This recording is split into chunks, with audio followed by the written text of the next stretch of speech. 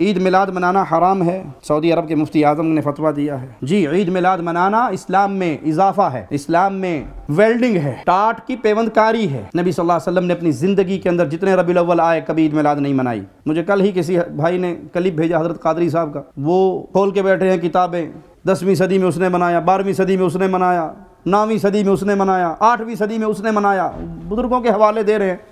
ہم کہتے ہیں بھائی آپ نے یہ حوالے دے کے کیا کمال کر لیا؟ یہ تو ہم خود مان رہے ہیں کہ یہ کام شروع ہوا ہے 6 صدی ہجری کے لاسٹ میں۔ ملک مظفر نے، شاہ اربل نے اس بدعت کی بنیاد رکھی۔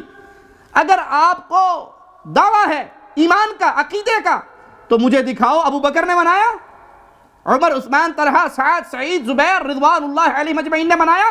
صحابہ کا دور جس کے بارے میں پیارے نبی نے فرمایا تھا بہترین دور میرا، پھر میرے بعد، پھر اس کے بعد، تابعین نے منایا، تبع تابعین نے منایا، محدثین نے منایا، ائمہ دین نے منایا۔ یہ تو 6 صدی ہجری سے آپ نے اس کی بدعت کی بنیاد رکھی ہے، اور آپ اب پیش کر رہے ہو پبلک کے سامنے کتابیں کھول کے کہ دیکھو جی فلاں نے منایا۔